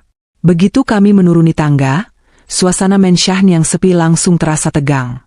Beberapa pelayan yang sedang membersihkan debu di ruang tengah, seketika menghentikan pekerjaan mereka dan menunduk dalam-dalam. Aku bisa merasakan tatapan kasihan mereka tertuju padaku, seolah aku adalah domba kecil yang sedang digiring ke kandang singa. Kami duduk di meja makan panjang yang dipenuhi berbagai macam hidangan mewah. Bei Surti dengan cekatan menuangkan teh hangat ke cangkir Arya. Aku baru saja mengambil selembar roti tawar ketika tiba-tiba Arya menggebrak meja dengan sangat keras menggunakan tangan kirinya. "Air apa ini?" bentak Arya dengan suara menggelegar, membuat seluruh pelayan di ruangan itu terlonjak kaget. Aku sendiri nyaris menjatuhkan roti di tanganku. Aktingnya benar-benar luar biasa nyata. Maaf, Tuan. Itu teh chamomile seperti yang biasa Tuan minum," jawab Bei Surti dengan suara bergetar ketakutan. "Rasanya seperti air cucian. Apa kau mau meracuniku?" Arya menepis cangkir teh itu hingga jatuh ke lantai marmer dan pecah berkeping-keping. Teh panas tumpah membasahi karpet mahal di bawah meja. "Inara, untuk apa aku menikahimu kalau kau bahkan tidak bisa membuatkan teh yang benar untuk suamimu? Apa ibu tirimu tidak mengajarimu cara melayani suami? Hah?" Aku segera menundukkan kepala, membiarkan tubuhku bergetar seolah ketakutan setengah mati. Aku bangkit dari kursi dan berlutut di dekat pecahan cangkir itu. "Maafkan aku, Mas. Aku akan membuatkannya yang baru. Tolong jangan marah," ucapku dengan nada bergetar dan lirih. Arya mendengus kasar. "Cepat bersihkan kekacauan ini. Dasar wanita tidak berguna. Aku membeli dirimu mahal-mahal bukan untuk melihatmu duduk santai seperti nyonya besar di rumah ini." Setelah meneriakkan kalimat menyakitkan itu, Arya berdiri dengan bantuan tongkatnya dan berjalan menjauh menuju ruang kerjanya, meninggalkan aku yang masih bersimpuh di lantai. Bei Surti segera menghampiriku, wajah tuanya memancarkan rasa iba yang mendalam. Dia ikut berlutut dan menahan tanganku yang pura-pura akan memungut beling. "Nyonya, jangan. Biar saya saja yang membersihkan ini. Nyonya bisa terluka," bisik Bei Surti sambil matanya berkaca-kaca. "Nyonya yang sabar ya. Tuan Arya memang temperamennya sangat keras sejak kecelakaan itu. Jangan diambil hati perkataannya." Aku hanya mengangguk lemah, membiarkan air mata palsuku menetes satu tetes. Dalam hati, aku memuji kehebatan Arya menyusun skenario ini. Para pelayan ini adalah saksi mata yang sempurna. 3 hari setelah kejadian sarapan pagi itu, apa yang dikatakan Arya benar-benar terbukti. Ibu Rima dan Mbak Siska datang berkunjung ke Menshan. Mereka tidak datang untuk menjengukku karena rindu atau peduli, melainkan untuk memastikan bahwa aku benar-benar hidup dalam penderitaan. Saat mereka tiba, aku sedang berada di taman belakang, memotong daun-daun kering sesuai instruksi sandiwara Arya. Ibu Rima dan Mbak Siska diantar oleh Bei Surti menuju taman. Begitu melihatku, tawa mengejek langsung meluncur dari bibir Mbak Siska. "Ya ampun, Inara, aku kira setelah menikah dengan miliarder kau akan memakai gaun desainer dan duduk di salon. Ternyata kau tetap saja jadi tukang kebun," seru Mbak Siska dengan suara melengking. Dia mengenakan kacamata hitam branded dan menjinjing tas keluaran terbaru yang harganya mungkin setara dengan sebuah mobil. Ibu Rima tersenyum sinis, mengibas-ngibaskan kipas lipatnya karena kepanasan. Penampilannya tak kalah mentereng dengan perhiasan emas yang menumpuk di leher dan pergelangan tangannya. "Siska, jaga bicaramu. Kita sedang bertamu di rumah orang kaya. Tapi memang benar sih, pembantu ya tetaplah pembantu. Bagaimana rasanya melayani monster buta, Inara? Pasti sangat menyenangkan sampai kau terlihat lebih kurus dari sebelumnya." Aku menunduk, meremas gunting rumput di tanganku. "Ibu, Mbak Siska, tolong jangan bicara begitu. Bagaimana kalau ada pelayan yang dengar?" Balasku dengan nada memohon, sengaja menunjukkan wajah tertindas. "Biar saja mereka dengar," tantang Ibu Rima dengan angkuh. "Kami kesini cuma mau pamer. Maksudnya melihat keadaanmu. Berkat kau, semua hutangku sudah lunas. Sekarang aku dan Siska bisa kembali hidup mewah. Kami bahkan sudah merencanakan liburan ke Eropa bulan depan. Sayang sekali kau tidak bisa ikut karena harus mengurus suami cacatmu itu." Belum sempat aku menjawab, suara ketukan tongkat kayu terdengar dari arah teras belakang. Arya muncul bersama asisten pribadinya. Wajahnya ditekuk marah, dan kacamata hitamnya membuat auranya semakin menyeramkan. "Siapa yang berani berisik di rumahku?" bentak Arya. Suaranya menggema di seluruh area taman, membuat Ibu Rima dan Mbak Siska seketika bungkam dan mundur selangkah. Itu, Tuan Arya, ini kami, mertua dan kakak ipar Anda. Kami datang untuk menengok Inara, jawab Ibu Rima dengan nada yang langsung berubah menjadi sangat sopan dan menjilat. Arya mengarahkan wajahnya ke sumber suara. Oh, keluarga Benalu rupanya. Aku tidak peduli kalian siapa. Jangan membuat keributan di taman kesayanganku. Dan kau, Inara. Arya tiba-tiba membentak namaku dengan keras. Kenapa teh soreku belum juga diantar ke ruang kerja? Apa kau tuli? Aku sengaja menjatuhkan gunting rumputku agar terdengar dramatis. Maaf, Mas. Aku sedang menemani ibu dan kakakku sebentar. Aku akan segera membuatkannya. Aku tidak membayar hutang keluargamu miliaran rupiah, agar kau bisa bersantai dan mengobrol di taman. Cepat buatkan tehku sekarang atau kau tidur di luar malam ini. Ancam Arya tanpa ampun. Aku menutupi wajahku dengan kedua tangan, berpura-pura menangis terisak, lalu berlari kecil masuk ke dalam rumah melewati ibu tiri dan kakak iparku. Saat aku berlari melewati mereka, aku bisa melihat dari sudut mataku bagaimana senyum puas dan penuh kemenangan terukir di wajah Ibu Rima dan Mbak Siska. Mereka sangat bahagia melihatku dihina habis-habisan oleh suamiku sendiri di depan mata mereka. Setelah pertemuan singkat yang penuh penghinaan itu, Ibu Rima dan Siska segera pulang, karena tidak tahan dengan aura menakutkan Arya. Begitu mobil mereka keluar dari gerbang Menshan, aku langsung menuju ke kamar utama. Napasku masih sedikit terengah-engah akibat berlari dan berakting menangis tadi.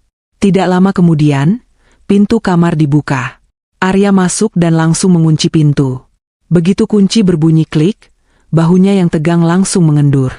Dia melepaskan kacamata hitamnya dan melemparnya sembarangan ke atas kasur, lalu meletakkan tongkatnya di sudut ruangan. Wajahnya yang tadi garang dan menakutkan kini berubah menjadi sangat lembut dan penuh penyesalan. Arya berjalan cepat menghampiriku yang sedang duduk di sofa. Dia berjongkok di hadapanku, menatap wajahku dengan tatapan khawatir. Inara, kau tidak apa-apa?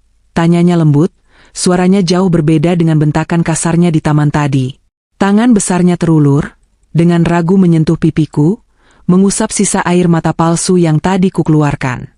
Maafkan aku. Maaf aku harus membentakmu sekeras itu di depan mereka. Hatiku rasanya hancur harus mengatakan kata-kata kasar itu padamu. Aku tertegun sejenak. Sentuhan tangannya di pipiku terasa sangat hangat dan tulus. Jantungku berdebar aneh. Perubahan sikapnya yang begitu drastis di luar dan di dalam kamar, selalu membuatku kagum sekaligus tersentuh. Aku tersenyum tipis dan menggelengkan kepala. Tidak apa-apa, Arya.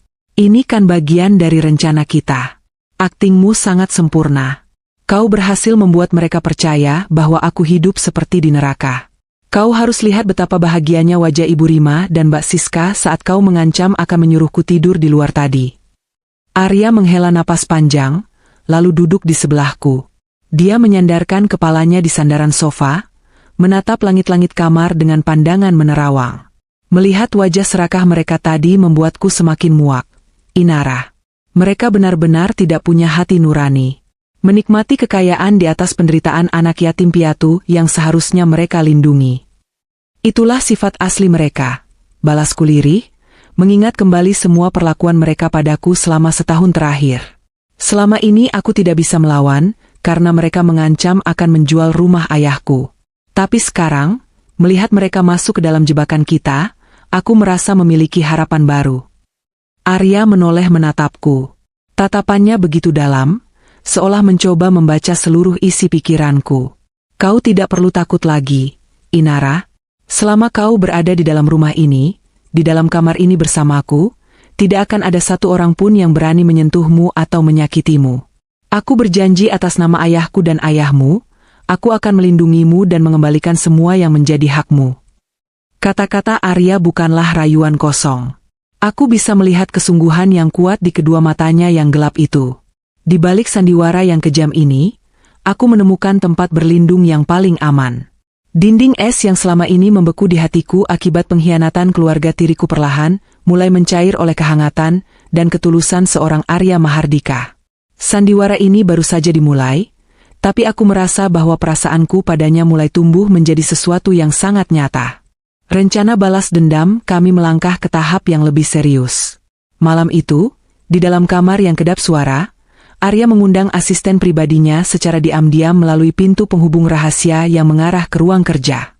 Asisten itu bernama Dimas, pria muda yang cerdas, rapi, dan memiliki kemampuan negosiasi yang luar biasa. Dialah tangan kanan Arya yang mengatur semua urusan perusahaan selama Arya berpura-pura buta. Arya membentangkan sebuah denah proyek di atas meja kaca di depan sofa kami. Ini adalah proyek Surya Negara Resort. Sebuah proyek pembangunan kawasan wisata terpadu fiktif yang sudah aku rancang khusus untuk menjerat Rima dan Siska. Jelas Arya sambil menunjuk gambar-gambar resor mewah di kertas itu. Dimas akan menyamar menjadi seorang broker investasi muda dan sukses yang sedang mencari investor eksklusif. Aku menatap Dimas yang mengangguk hormat padaku. Lalu bagaimana caranya agar Ibu Rima percaya pada Mas Dimas? Tanyaku penasaran. Dimas tersenyum profesional. Nyonya Rima saat ini sedang sangat aktif di komunitas sosialitanya untuk memamerkan kekayaan barunya. Saya sudah menyusupkan beberapa orang bayaran ke dalam lingkaran arisan mereka. Orang-orang ini akan memancing Nyonya Rima dengan cerita tentang keuntungan investasi di Surya Negara Resort yang mencapai 300% dalam waktu singkat. Setelah Rima tertarik, barulah mereka akan memperkenalkan saya padanya sebagai jalur VIP. Mereka itu sangat serakah.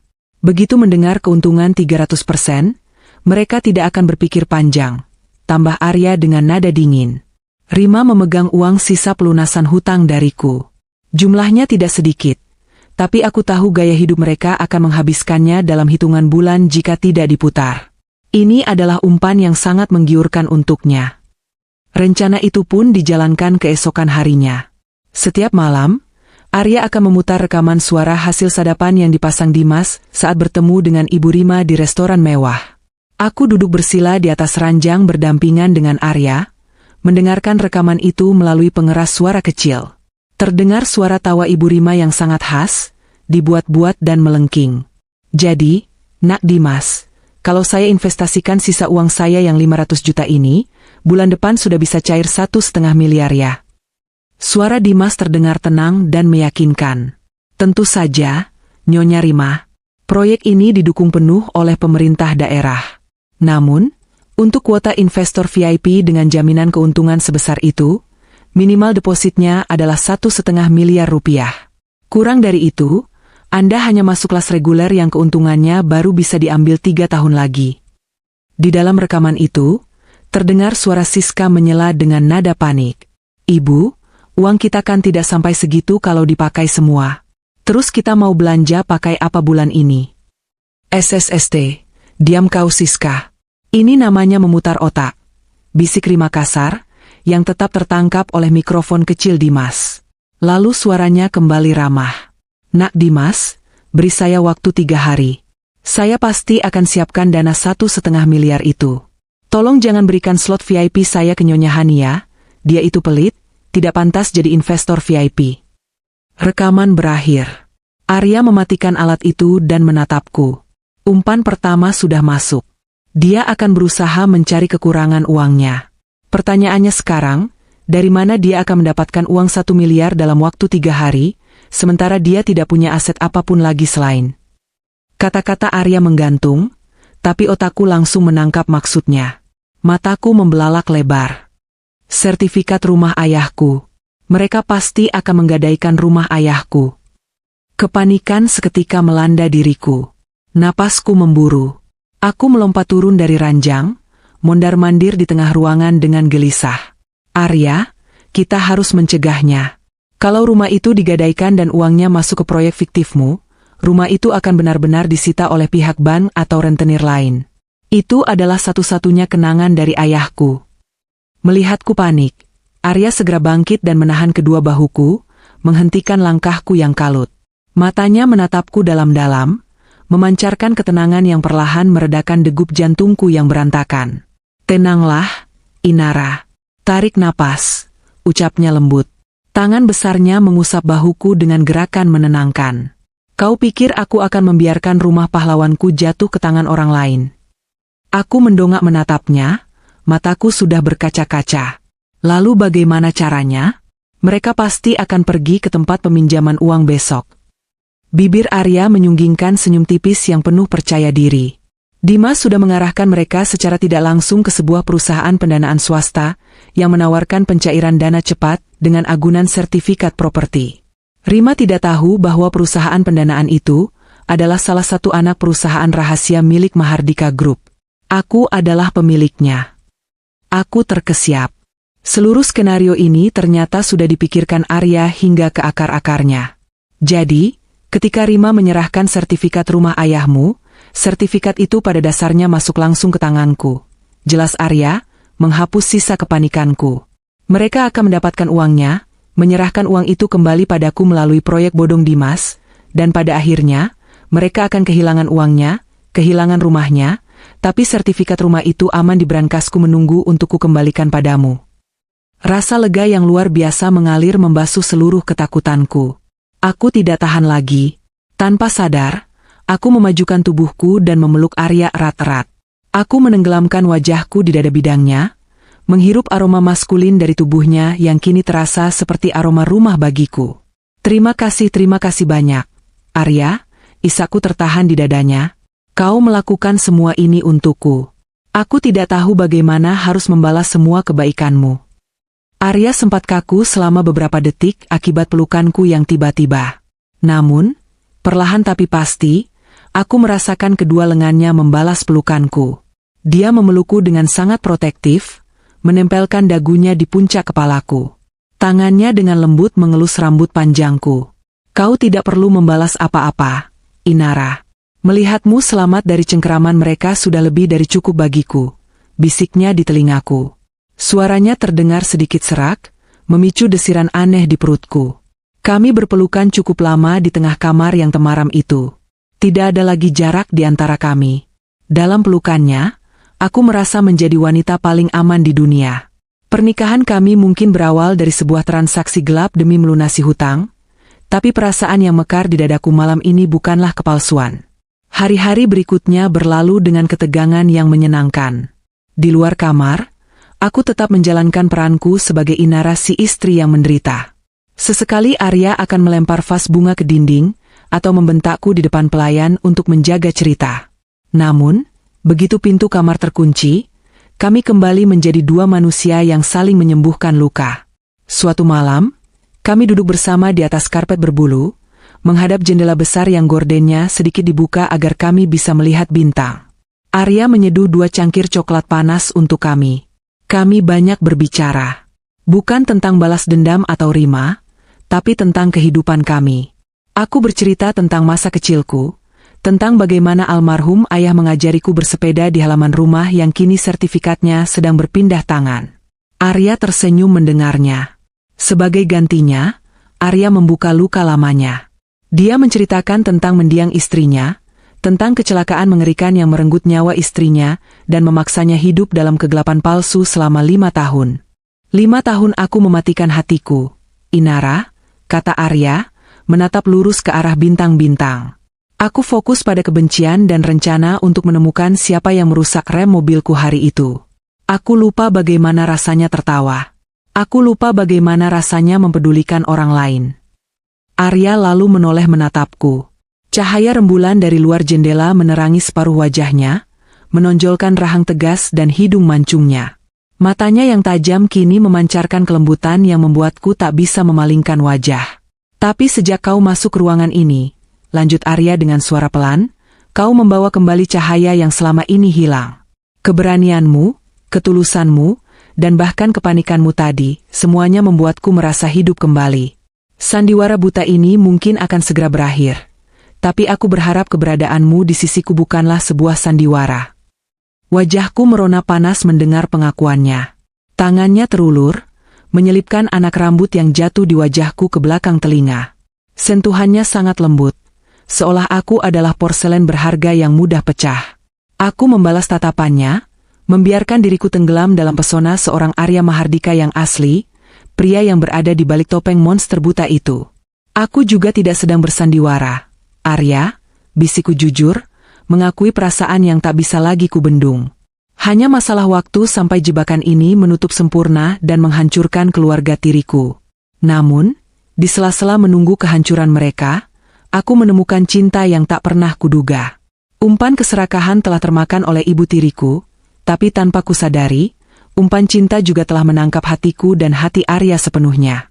Kami siap menghadapi badai besar yang akan segera meledak menghancurkan Rima dan Siska untuk selamanya.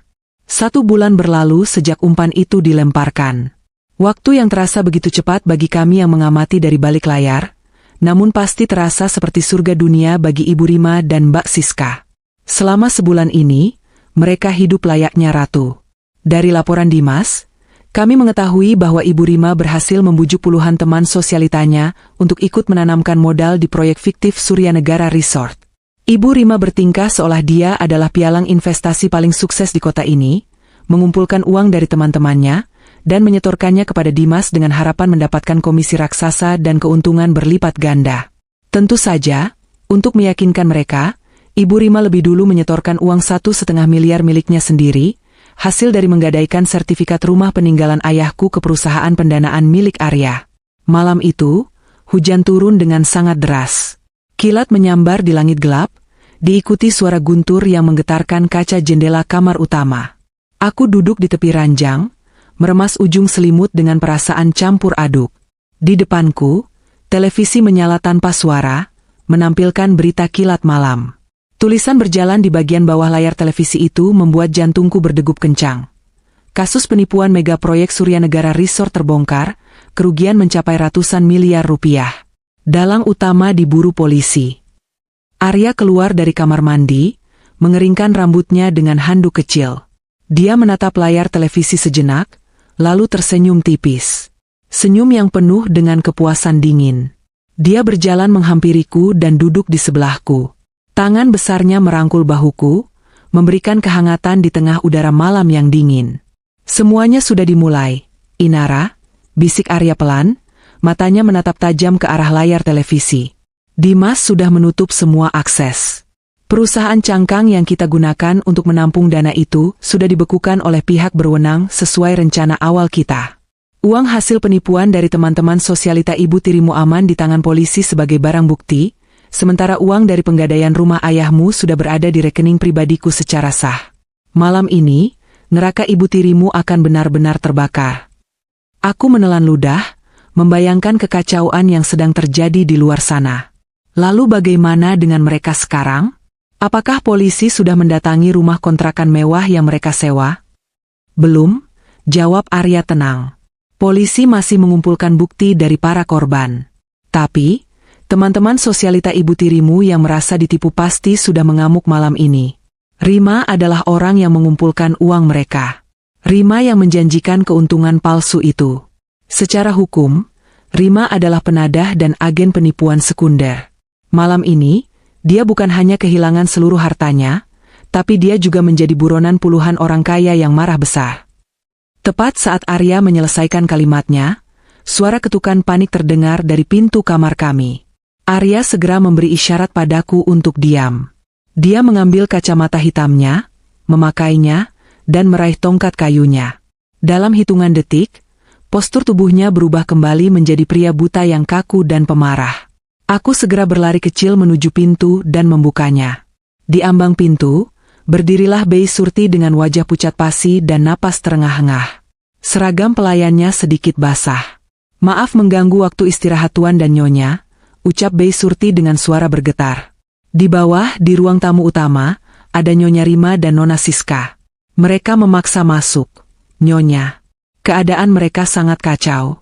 Basah kuyup, menangis, dan Nyonya Rima terus berteriak memanggil nama Nyonya Inara.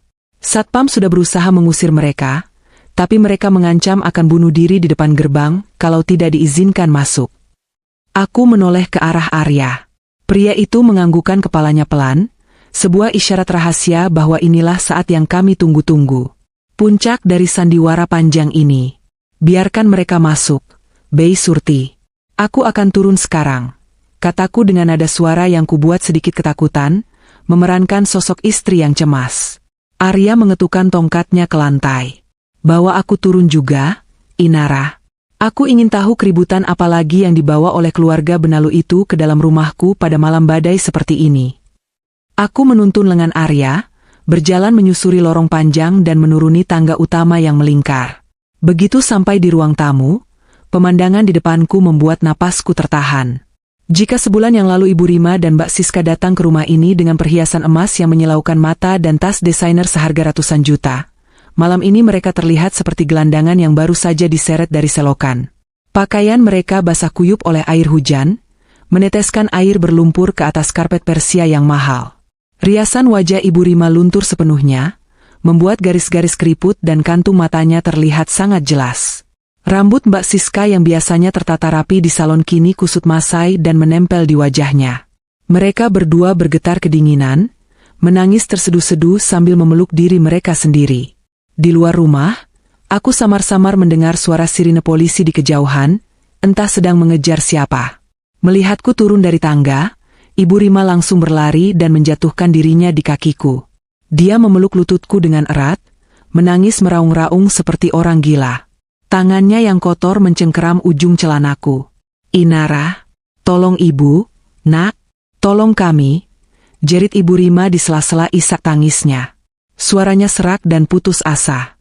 "Ibu hancur, Inara. Semuanya habis.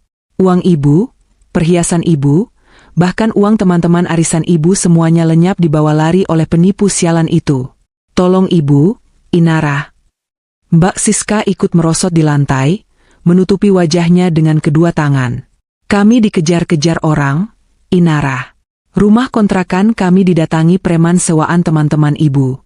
Mobil kami disita paksa. Kami tidak punya tempat tinggal, kami tidak punya uang sepeser pun untuk makan. Polisi sedang mencari kami. Tolong beri kami uang, Inara. Beri kami perlindungan." Aku berdiri kaku, menatap dua wanita yang selama setahun penuh telah menyiksaku, menjadikanku babu, dan merampas segala kenangan indahku bersama ayah. Tidak ada setitik pun rasa kasihan di hatiku. Yang ada hanyalah rasa muak yang teramat sangat. Namun, aku masih harus menyelesaikan peranku. "Ibu, Mbak Siska, apa yang terjadi? Penipu apa maksud ibu? Bukankah ibu bilang investasi ibu sangat menguntungkan?" Tanyaku dengan nada berpura-pura bingung dan panik. Aku berusaha melepaskan pelukan Ibu Rima dari kakiku, namun wanita itu mencengkeramnya semakin kuat. "Itu investasi bodong, Inara. Dimas itu penipu besar. Dia membawa kabur semua uangnya. Miliaran rupiah lenyap begitu saja." Ibu Rima mendongak menatapku dengan mata memerah. Tiba-tiba, tatapannya berubah menjadi tajam dan penuh tuntutan. "Inara, kau harus menolong kami. Kau sekarang istri orang kaya. Suamimu itu punya harta yang tidak akan habis 7 turunan. Curi sedikit uangnya untuk kami. Atau minta padanya. Dia kan buta, dia tidak akan tahu kalau kau mengambil beberapa miliar dari brankasnya." Aku membelalakan mata, sungguh tidak percaya dengan apa yang baru saja kudengar. Dalam keadaan sehancur ini, dikelilingi hutang dan ancaman penjara, wanita ini masih sempat menyuruhku mencuri dari suamiku sendiri. Keserakahan dan kelicikan benar-benar sudah mendarah daging di dalam tubuhnya. Tiba-tiba, suara tawa yang rendah, dingin, dan menggema memenuhi seluruh penjuru ruang tamu. Suara itu berasal dari pria yang berdiri tegak di sebelahku. Arya tertawa pelan, namun tawanya mengiris udara layaknya pedang tajam. Ketukan tongkat kayunya ke lantai marmer terdengar sangat nyaring, menghentikan tangisan Ibu Rima dan Mbak Siska seketika. Mereka berdua menoleh menatap Arya dengan raut wajah ketakutan. "Mencuri dari suaminya yang buta, katamu?" ucap Arya, suaranya sangat tenang namun menyimpan ancaman mematikan. Sebuah saran yang sangat licik dari seorang wanita yang bahkan tidak bisa membedakan mana investasi nyata dan mana jurang kehancuran. Ibu Rima menelan ludah, tubuhnya semakin gemetar. "Tetuan Arya, maafkan saya. Saya sedang kalut. Tolong kasihanilah kami. Mertua Anda ini sedang ditimpa musibah besar. Inara adalah anak saya, wajar kalau saya meminta tolong padanya." "Anakmu?" Arya mengulang kata itu dengan nada jijik. Dia melangkah maju perlahan. 1 langkah, 2 langkah, 3 langkah. Disinilah keajaiban itu terjadi. Arya melepaskan cengkeraman tangannya pada gagang tongkat kayu berukir naga itu, dan membiarkan tongkat tersebut jatuh berdebum ke lantai marmer. Suara bantingan tongkat itu membuat Ibu Rima dan Mbak Siska terlonjak kaget. Mereka menatap tongkat yang tergeletak di lantai, lalu menatap Arya yang kini berdiri bebas tanpa alat bantu apapun. Arya mengangkat kedua tangannya ke wajah. Dengan gerakan perlahan yang disengaja untuk menciptakan teror mental, ia menarik kacamata hitam pekat itu dari matanya.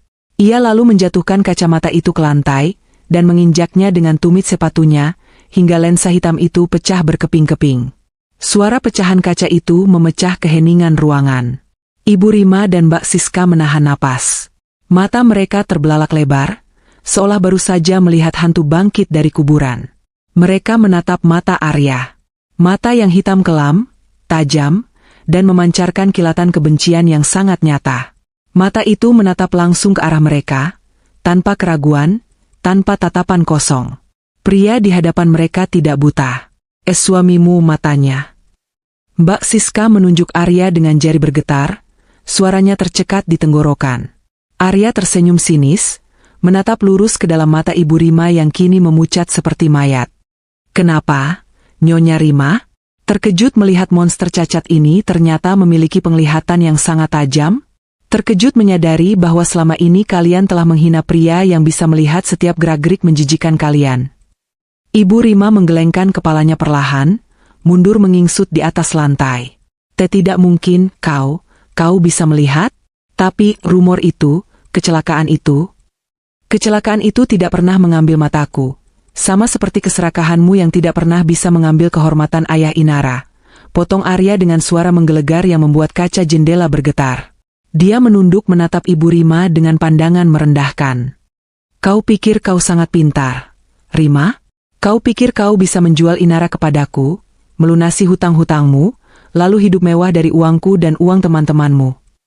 Arya berjongkok, menyejajarkan wajahnya dengan Ibu Rima yang kini ketakutan setengah mati. Biar aku beritahu sebuah rahasia kecil malam ini. Mega proyek Surya Negara Resort itu tidak pernah ada. Dimas bukanlah broker investasi muda yang cemerlang. Dimas adalah asisten pribadiku. Aku yang menciptakan proyek palsu itu. Aku yang memerintahkan Dimas untuk memancingmu. Dan perusahaan pendanaan yang mengambil sertifikat rumah peninggalan Darmawan itu adalah perusahaanku. Kesunyian yang mencekam menyelimuti ruangan itu. Hanya suara deru napas yang memburu dan detak jantung yang memekakan telinga. Mata Ibu Rima nyaris keluar dari kelopaknya. Bibirnya terbuka namun tidak ada suara yang keluar. Mbak Siska memegang dadanya, seolah baru saja terkena serangan jantung. Mereka berdua akhirnya menyadari kenyataan mengerikan itu. Mereka tidak ditipu oleh orang asing. Mereka masuk ke dalam perangkap yang sengaja dibuat oleh suami dari wanita yang selama ini mereka injak-injak. Kau yang merencanakan semua ini, bisik Ibu Rima dengan suara parau, air mata keputusasaan membanjiri wajahnya. Kenapa? Kenapa kau menghancurkan kami seperti ini? Kami tidak pernah punya masalah denganmu. Kini giliranku yang melangkah maju. Aku tidak lagi menunduk. Aku menegakkan punggungku, mengangkat kepalaku, dan menatap mereka dengan tatapan dingin. Aku berdiri di sebelah Arya, merasakan dukungan dari kehadirannya. Kalian mungkin tidak punya masalah dengannya, tapi kalian punya masalah denganku dan dengan mendiang ayahku. Ucapku dengan suara tegas dan lantang. Suara yang selama setahun ini kupendam rapat-rapat di dalam dada. Aku menatap mata Ibu Rima yang penuh ketakutan. Ibu meracuni hari-hari terakhir ayahku dengan tuntutan harta yang tiada henti. Ibu merampas hakku, memaksaku tidur di gudang berdebu, menjadikanku babu di rumah yang dibangun oleh keringat ayahku. Ibu menjualku layaknya barang rongsokan untuk melunasi hutang judi dan gaya hidup ibu. Kalian membuang semua kenangan ibuku ke tempat sampah tanpa sedikit pun rasa bersalah. Air mataku menetes. Tapi ini bukan air mata kelemahan, melainkan air mata kelegaan. Hukum karma itu nyata, Ibu Rima. Dan Tuhan mengirimkan pria di sebelahku ini untuk menjadi perantara karma tersebut. Semua kehancuran yang kalian alami malam ini, status buronan yang melekat pada nama kalian, kemiskinan yang akan mencekik kalian seumur hidup, itu semua adalah bayaran lunas atas setiap tetes air mataku dan keringat ayahku yang kalian peras. Mbak Siska tiba-tiba menjerit histeris. Dia berusaha bangkit dan menerjang ke arahku dengan tangan terulur seperti cakar. Anak sialan, ini semua salahmu. Aku akan membunuhmu, teriaknya kalap. Namun, sebelum jari-jari kotornya menyentuh ujung pakaianku, Arya sudah bergerak secepat kilat. Pria itu berdiri dan mencengkeram pergelangan tangan Mbak Siska dengan sangat kuat hingga wanita itu memeki kesakitan dan berlutut di lantai. Arya menghempaskan tangan Siska dengan kasar. "Jangan pernah berani menyentuh istriku lagi, atau aku pastikan kau kehilangan tanganmu sebelum polisi membawamu ke penjara," ancam Arya dengan suara rendah yang sangat mematikan. Tepat pada detik itu, suara sirine polisi terdengar melengking memasuki pekarangan Menshan. Lampu rotator berwarna merah dan biru menembus jendela kaca, menyinari ruang tamu yang temaram. Dimas melangkah masuk dari pintu depan bersama beberapa petugas kepolisian berseragam lengkap. "Maaf atas keributannya, Tuan Arya. Polisi sudah melacak keberadaan tersangka penipuan ini dari sinyal ponsel mereka."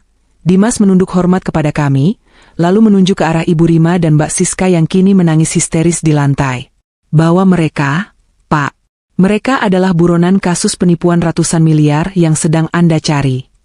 Dua petugas polisi maju dan langsung memborgol tangan Ibu Rima dan Mbak Siska. Mereka meronta-ronta, menjerit, dan memohon ampun, tapi tidak ada satupun yang peduli. Ibu Rima diseret keluar dari rumah, wajahnya menatapku dengan kebencian dan keputusasaan yang akan menghantui sisa hidupnya di balik jeruji besi. Mbak Siska terus meneriakkan umpatan kasar, hingga suaranya menghilang di balik pintu mobil polisi yang tertutup rapat. Udara pagi terasa sangat segar setelah badai semalam suntuk menyapu kota. Matahari bersinar terang, menembus kaca jendela ruang makan Menshan yang kini tidak lagi terasa dingin dan sepi bagiku. Para pelayan bekerja dengan wajah yang jauh lebih rileks, sesekali melempar senyum sopan ke arahku. Tidak ada lagi piring yang dibanting, tidak ada lagi bentakan kasar, dan tidak ada lagi teh yang sengaja dibuang ke lantai. Tuan rumah mereka telah kembali menjadi manusia seutuhnya, membuang topeng monster buta yang selama ini membelenggunya. Arya duduk di ujung meja makan, membaca tablet di tangannya sambil menyeruput kopi hitam. Dia sudah rapi dengan setelan jas abu-abu yang dijahit sempurna membalut tubuh tegapnya. Hari ini adalah hari besar lainnya bagi Arya. Kemarin malam adalah penyelesaian misiku, dan hari ini adalah penyelesaian misinya. "Kau siap?" tanya Arya tanpa mengalihkan pandangan dari layar tablet. Aku mengoleskan selai stroberi ke atas rotiku dan mengangguk pelan.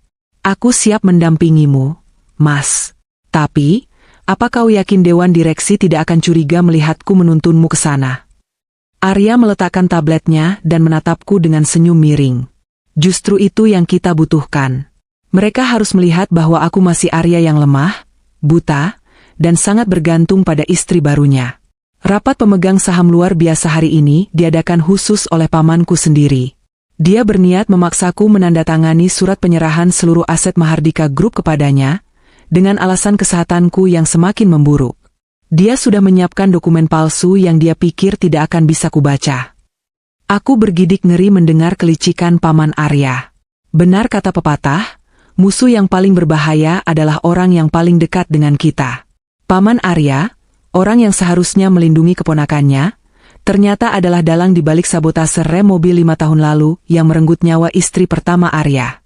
1 jam kemudian, kami tiba di gedung pencakar langit Mahardika Group. Aku menggandeng lengan Arya erat-erat, menuntun langkahnya memasuki lobi gedung yang megah. Kacamata hitam pekat itu kembali bertengger di wajahnya. Tongkat kayu berbunyi teratur di atas lantai marmer lobi. Puluhan pasang mata karyawan menatap kami dengan berbagai macam ekspresi. Ada yang kasihan, ada yang berbisik-bisik, ada yang mencibir. Aku mengabaikan mereka semua, terus berjalan mendampingi suamiku memasuki lift khusus direksi. Ruang rapat di lantai teratas sudah dipenuhi oleh jajaran Dewan Direksi, dipimpin oleh seorang pria parubaya bertubuh tambun yang duduk di kursi utama dengan wajah angkuh. "Itu pasti Pak Hendra, Paman Arya." Begitu kami masuk, suasana ruangan menjadi hening. Aku menuntun Arya duduk di kursi kosong tepat di seberang pamannya. "Ah, Arya keponakanku yang malang. Senang melihatmu akhirnya keluar dari sarangmu, apalagi didampingi istri baru yang cantik," sapa Pak Hendra dengan nada sinis yang dibuat seolah penuh simpati. Beberapa direktur lain yang merupakan komplotannya ikut tersenyum meremehkan. "Langsung ke intinya saja, Paman. Mataku mungkin tidak bisa melihat, tapi telingaku masih berfungsi dengan baik." "Aku tidak punya banyak waktu untuk basa-basi," balas Arya datar, wajahnya tetap lurus ke depan seolah menatap kekosongan. Pak Hendra tertawa pelan. Dia memberi isyarat kepada notarisnya untuk menyerahkan sebuah map kulit tebal berisi tumpukan dokumen. Map itu diletakkan tepat di depan Arya. Begini, Arya.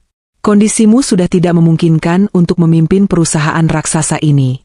Saham kita terus anjlok karena investor tidak percaya pada direktur utama yang cacat. Demi kebaikan Mahardika Group dan demi masa depan keluarga kita, Dewan Direksi sepakat bahwa kau harus mundur. Di depanmu ada dokumen penyerahan hak kuasa penuh dan pengalihan seluruh aset sahammu kepadaku sebagai wali sahmu.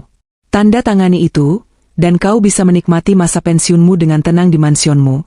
Jelas Pak Hendra, suaranya dipenuhi kemenangan yang sangat kentara.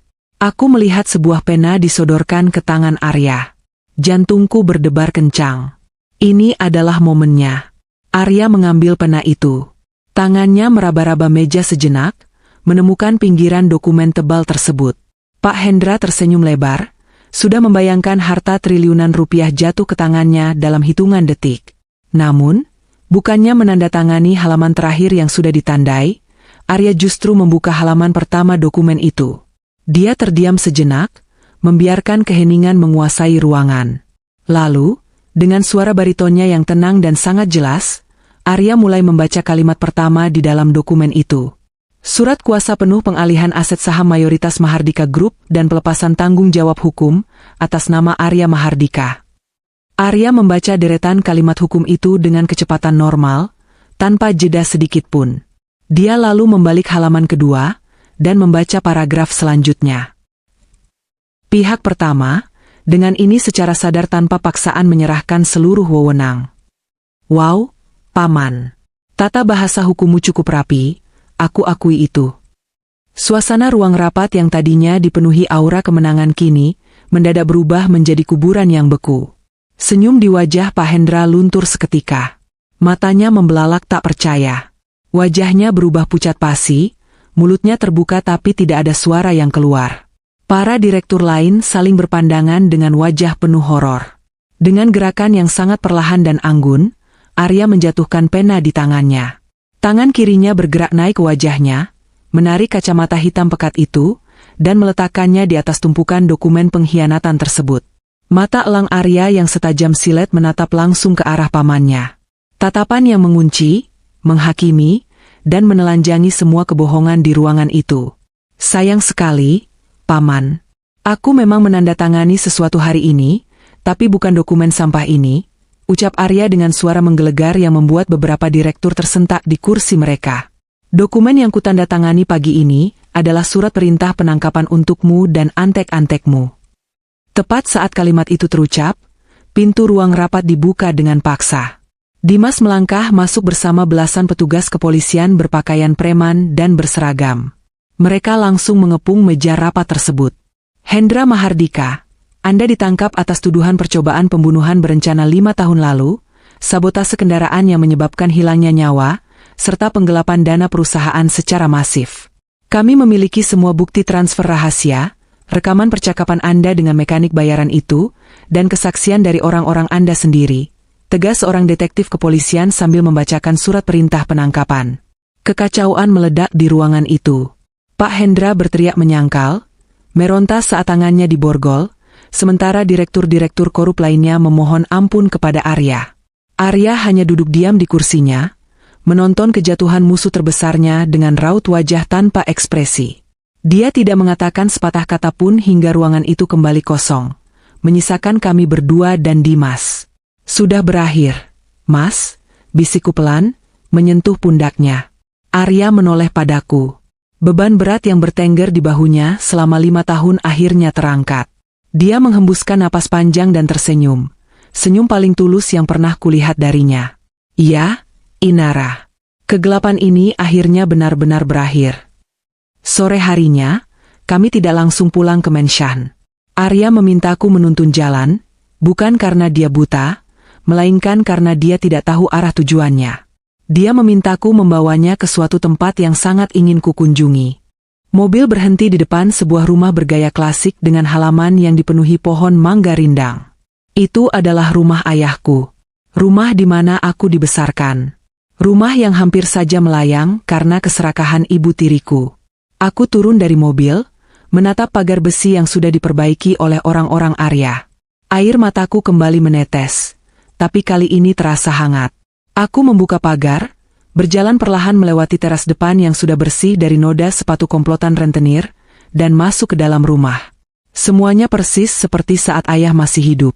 Bau kayu jati, suasana yang tenang, dan kedamaian yang melingkupi setiap sudut ruangan. Foto ayah kembali terpasang rapi di dinding ruang keluarga. Arya berjalan di belakangku, melangkah masuk ke dalam rumah yang pernah diselamatkan oleh ayahku bertahun-tahun yang lalu. Di tangannya, dia membawa sebuah map dokumen berwarna coklat. "Inara," panggil Arya dengan suara lembut. Aku menoleh. Arya mengulurkan map coklat itu padaku.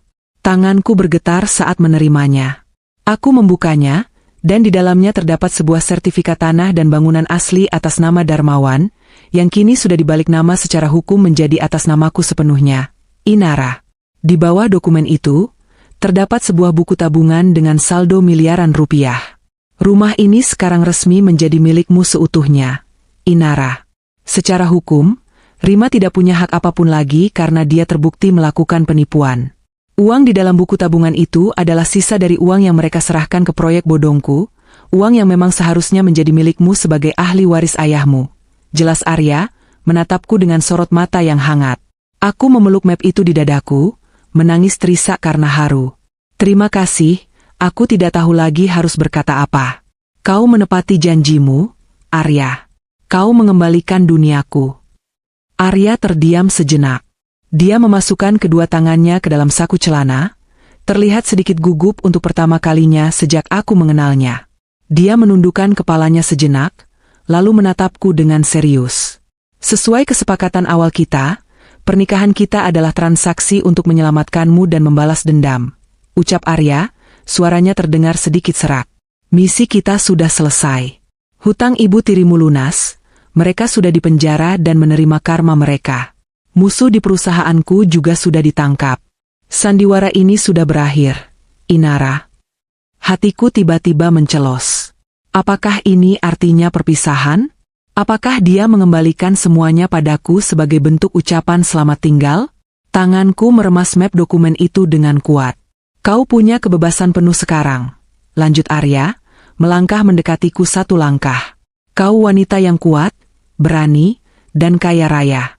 Kau bisa tinggal di rumah ini, kau bisa mengejar impianmu yang tertunda, kau bebas pergi dari hidupku jika kau mau.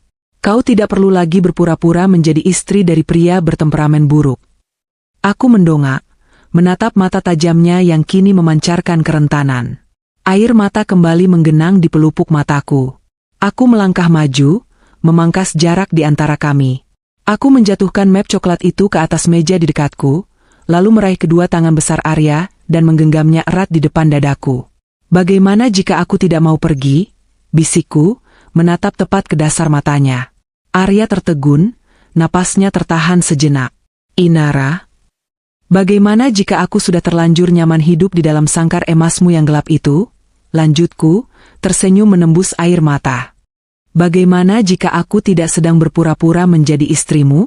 Arya, sandiwaranya mungkin sudah berakhir.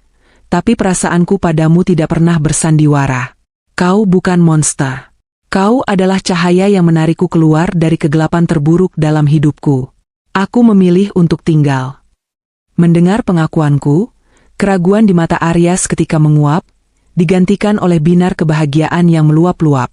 Tangan besarnya melepaskan genggamanku, lalu beralih merengkuh pinggangku, menarikku mendekat hingga tubuh kami bersentuhan. Tangannya yang lain menyusup ke saku jasnya, mengeluarkan sebuah kotak beludru merah kecil. Dia membuka kotak itu, memperlihatkan sebuah cincin berlian yang berkilau indah tertimpa cahaya matahari sore dari jendela rumah ayahku. Cincin yang jauh lebih indah dan nyata daripada cincin kawin palsu yang kami pakai di hari pernikahan kelam itu. Inara, panggil Arya, suaranya bergetar menahan emosi yang begitu dalam. Di hari pernikahan kita, aku menikahimu atas nama balas dendam dan hutang budi masa lalu. Tapi hari ini, di rumah ayahmu yang menjadi saksi keberanianmu, aku ingin memintamu kembali.